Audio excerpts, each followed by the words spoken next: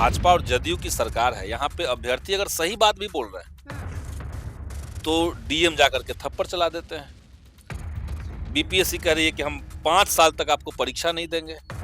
Police वाले जो सरकार के पुलिस है वो लाठी चला दे रहे हैं। तो ये न्याय के लिए सरकार खड़ी होगी कि नहीं होगी, सवाल तो ये है। अभ्यर्थियों का कहना है कि इसमें और भी दूसरे लेयर्स हैं। कुछ कोचिंग सेंटर ऐसे हैं जिनके मॉडल क्वेश्चन पेपर से बीपीएससी के सवाल काफी ज्यादा मिल रहे हैं। हम बीपीएससी के अभ्यर्थियों के साथ हैं और हम भी चाहते हैं कि जब इतने बड़े सेंटर पर धांधली हुई, गड़बड़ी हुई, हड़बड़ी में गड़बड़ी कहिए या जैसे कहिए, तो आप पूरी परीक्षा को रद्द कीजिए। जो गाइडिंग करने वाले लोग होते हैं या जो नीचे के टीचर्स होते हैं, केवल उनको पकड़ने से नहीं होगा। जो ऊपर से गड़बड़ कर रहे हैं, जो ऊपर से मैनेज करवा दे रहे हैं परीक्षाओं को, उनको करोड़ों का, अरबों का खेल चल रहा है। कोचिंग माफिया में और सरकार में करोड़ों अरबों का एग्रीमेंट चल रहा है। तो इस षड्यंत्र को सब लोग समझे कि हम चाहेंगे। जिनको पेपर नहीं मिला वो तो डिस्टर्ब हुए ही, जिनको मिल गया वो भी डिस्टर्ब है, क्योंकि अब कोई कंपटीशन नहीं बचेगा, सब चीज घालमेल हो गया। तो इसलिए बीपीएससी चेयरमैन के ऊपर कार्रवाई हो, इस्तीफा देना। हाँ, गड़बड़ी की आप हटिए। नमस्कार, हमारा नाम है समरीन और आपने देखना शुरू कर दिया है लाइव सिटीज। देखिए, बीपीएससी 17वीं लगातार चर्चा में बना हुआ है और लाइव सिटीज भी आपको लगातार दिखा रहा है कि पटना के गर्दनी बाग में अभ्यर्थी बैठे हुए हैं और क्या कुछ मांगे कर रहे हैं वो भी हम आपको दिखा रहे हैं। तो ऐसे में कई तरह के सवाल उठ रहे हैं।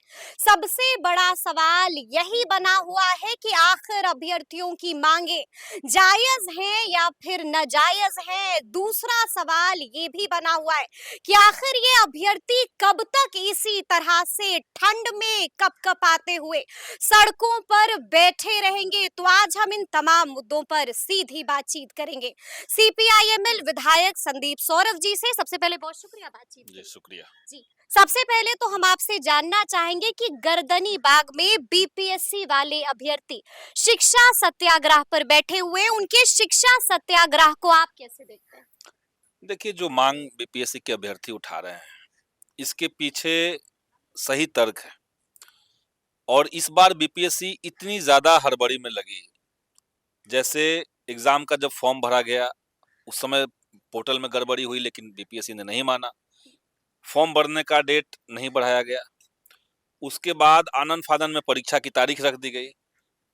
जो अभ्यर्थी हैं उनका कहना है कि हम ठंड है, ट्रेनें कैंसिल हो रही है, टिकट नहीं मिल पा रही है, थोड़ा समय बढ़ा दीजिए, नहीं बढ़ाया गया। और उसके बाद हमने देखा कि देश के सबसे बड़े परीक्षा केंद्र पर ये हुआ कि कई कई ऐसे हॉल हुए जहां पे अभ्यर्थियों को क्वेश्चन पेपर मिला ही नहीं। किसी को 1 घंटा बाद मिला, किसी को 1.5 घंटे बाद मिला, किसी को अंत तक नहीं मिला। तो आप समझिए कि बिहार का सबसे बड़ा आयोग, सबसे सम्मानित आयोग बिहार लोक सेवा आयोग, जिसमें बिहार के तमाम अधिकारी जिस आयोग के मार्फत बहाल होते हैं, वो आयोग अगर अपनी बहाली में इतने लेयर्स पे गड़बड़ी कर रही है और अभ्यर्थी, और दुर्भाग्य देखिए कि ये जो भाजपा और जदयू की सरकार है, यहाँ पे अभ्यर्थी अगर सही बात भी बोल रहे हैं तो डीएम जाकर के थप्पड़ चला देते हैं। बीपीएससी कह रही है कि हम 5 साल तक आपको परीक्षा नहीं देंगे। पुलिस वाले जो सरकार के पुलिस है वो लाठी चला दे रहे हैं। तो ये न्याय के लिए सरकार खड़ी होगी कि नहीं होगी, सवाल तो ये है। बीपीएससी के जो अभ्यर्थी मांग कर रहे हैं, आपका सबसे बड़ा सेंटर ही अगर गड़बड़ हो गया, वहां अगर धांधली की गुंजाइश दिख रही है, वहां अगर एक संदिग्ध मौत हो गई उसके बाद, तो यानी पूरा परीक्षा फर्जीवाड़ा हो सकता है। और किसी भी परीक्षा में ये जरूरी है कि वहां के जो अभ्यर्थी हैं उनका परीक्षा की प्रणाली पे कॉन्फिडेंस हो। हम परीक्षा दे रहे हैं, हम पास हो या फेल हो अलग बात है, लेकिन हमारा ये विश्वास होना चाहिए कि परीक्षा सही तरीके से लिया गया है, परिणाम सही तरीके से दिया गया है। पारदर्शिता होनी चाहिए। ये बीपीएससी ने पारदर्शिता को इस बार खत्म कर दिया। ये कहां से अफवाह हो रहा है कि नॉर्मलाइजेशन होगा, इसके चलते छात्र सड़क पे उतरे, बीपीएससी के बाहर आए, लाठियां चली, कई बच्चे हॉस्पिटलाइज हुए, और बीपीएससी करेगी हम नॉर्मलाइजेशन नहीं करेंगे। अब नॉर्मलाइजेशन आप नहीं करेंगे और सबसे बड़े सेंटर पर फिर से परीक्षा लेंगे, तो क्या करेंगे आप, कैसे परीक्षा लेंगे? अब तो आपको नॉर्मलाइजेशन करना पड़ेगा अगर बाकी परीक्षा रद्द नहीं करेंगे तो। क्योंकि ये तो अलग इसका क्वेश्चन पेपर होगा, पहले वाला बाकी जो बच्चों को जो मिला, दूसरे सेंटर्स पे जो क्वेश्चन मिला, ये इनको नहीं मिलेगा। तो फिर इनका और उनका मिला करके मिक्स मेरिट आप कैसे बनाएंगे? फिर नॉर्मलाइजेशन कह करना दिया है हम कर देंगे, बीपीएससी ने साफ-साफ कहा है कि नॉर्मलाइजेशन नहीं करेंगे। अब भी यही कह रहे हैं कि नॉर्मलाइजेशन नहीं होगा वहां पर। नॉर्मलाइजेशन नहीं होगा हाँ, और एक हिस्से की परीक्षा हो गई, हाँ, दूसरे हिस्से की परीक्षा होनी है, अच्छा। तो इन दोनों को मिला करके रिजल्ट कैसे बनाएंगे आप? यानी कि आप कह रहे हैं कि बीपीएससी अब भी कुछ छुपा रहा है, गुमराह कर रहा है। नहीं, ये बीपीएससी अपने ही अंतर्विरोध में फंसा हुआ है। हम्म, बीपीएससी ने जो बयान दिया, हम्म, उसमें काफी अंतर्विरोधी चीजें हैं। और मैं एक बात और कहना चाहूंगा। अभी अभ्यर्थी हमारे पास आए थे। हम्म। अब अभ्यर्थियों का कहना है कि इसमें और भी दूसरे लेयर्स हैं। कुछ कोचिंग सेंटर और दूसरे लेयर्स जी। कुछ कोचिंग सेंटर ऐसे हैं जिनके मॉडल क्वेश्चन पेपर से बीपीएससी के सवाल काफी ज्यादा मिल रहे हैं। तो ये सारे महज इत्तेफाक हो सकता है ये। हो सकता है, हम्म, लेकिन ये तो जांच का विषय है। बिल्कुल है। प्रोबेबिलिटी होता है एक। तो हम्म। कोई रैंडम क्वेश्चन पेपर सेट करता है, बीपीएससी कोई क्वेश्चन पेपर सेट करता है, तो दोनों के बीच में कितना इत्तेफाक हो जाएगा, ये भी साइंस है। इसके लिए भी पढ़ाई है। तो कितनी प्रोबेबिलिटी बनती है? सरकार को चाहिए कि इसकी प्रोबेबिलिटी जांच करे। अगर कोई कोचिंग है, अगर वो 100 सवाल बच्चों को रटवाता है और ज्यादा सवाल लड़ जाता बीपीएससी से लड़ जाता है, हाँ, वही सवाल रहता है, जी। तो सवाल उठ सकता है।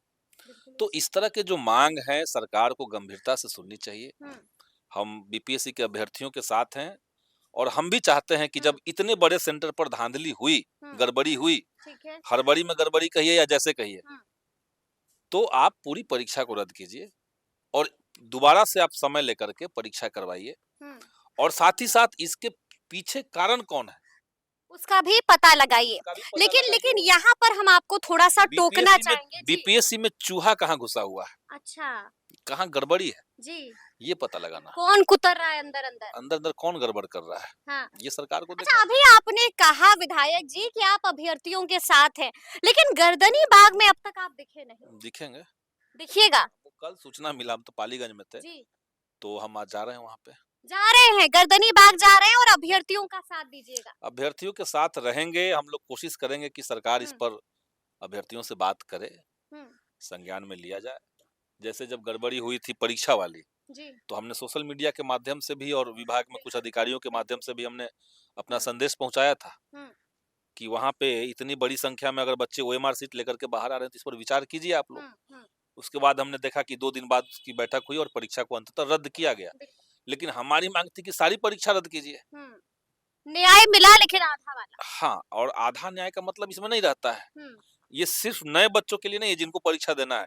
जो पुराने बच्चे जो परीक्षा दे चुके हैं, जो दूसरे सेंटर्स वाले स्टूडेंट्स हैं, उनके लिए भी ये न्यायपूर्ण नहीं है। तो ये सरकार को समझना चाहिए, आयोग को समझना चाहिए। अच्छा, गलती की है, सबक लीजिए। गलती किया है तो सबक लीजिए। लेकिन बीते दिन हमने ये भी देखा कि राजद के भी कुछ विधायक आलोक मेहता, मुकेश रोशन वहां पर पहुंचे थे। तेजस्वी यादव ने भी फोन कॉल पर अभ्यर्थियों से बातचीत की। जनसुराज के आनंद मिश्रा भी वहां पर पहुंचे थे। यानी कि विपक्ष ने इस मुद्दे को लपक लिया है। नहीं, लपकने सरकार पर दबाव बना रहे हैं। विपक्ष लपकने का मामला नहीं है। हम सरकार में होते तब भी देखिए, जो न्यायपूर्ण बातें हैं, जो सही बातें हैं, तार्किक बातें हैं। अब आप खुद सोचिए कि बीपीएससी कह रही है कि हम नॉर्मलाइजेशन नहीं करेंगे और 2 अलग-अलग परीक्षा ले लेंगे। तो कैसे रिजल्ट दीजिएगा?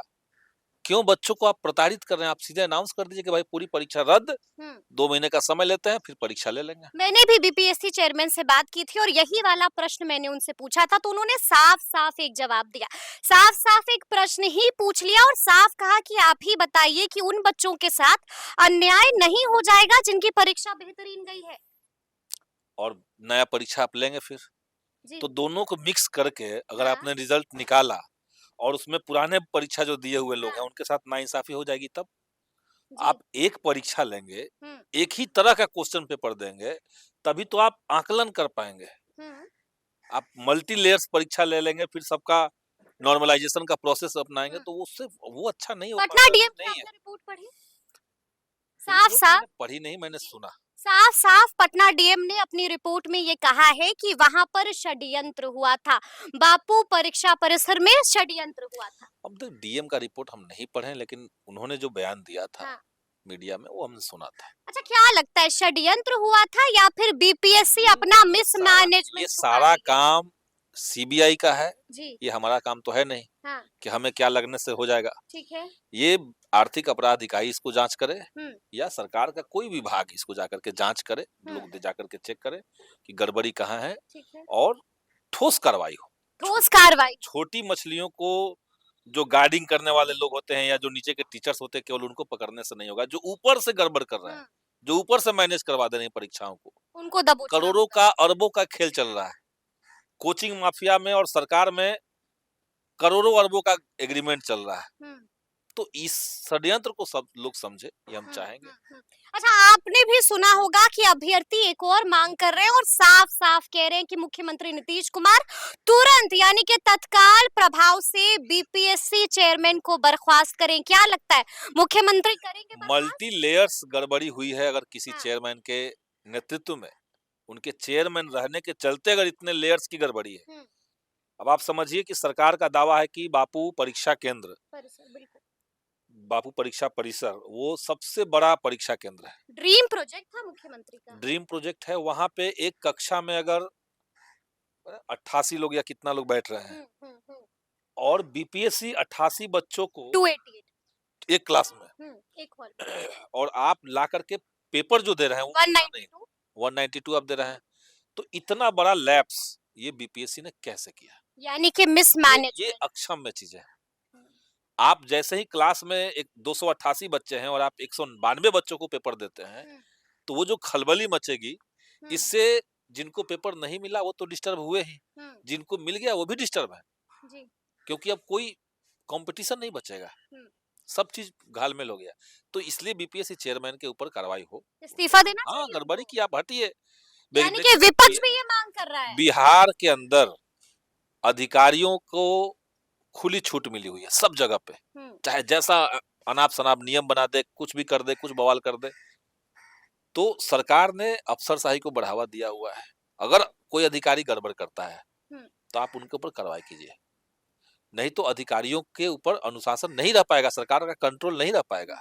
और यही अभी बिहार में चल रहा है। बिहार में यही चल रहा है। एक आखिरी प्रश्न है मेरा आपसे, अगर बीपीएससी अपना फैसला वापस नहीं लेती है, कोई नोटिस कोई नोटिफिकेशन जारी नहीं करती है, तो आगे आगे विपक्ष क्या कुछ करेगा अभ्यर्थियों के लिए? नहीं, हम लोग अभ्यर्थियों के साथ रहेंगे। अभ्यर्थी आंदोलन कर रहे हैं, उसके साथ हम लोग रहेंगे। यानी कि आप लोग भी सड़कों पर उतरिएगा?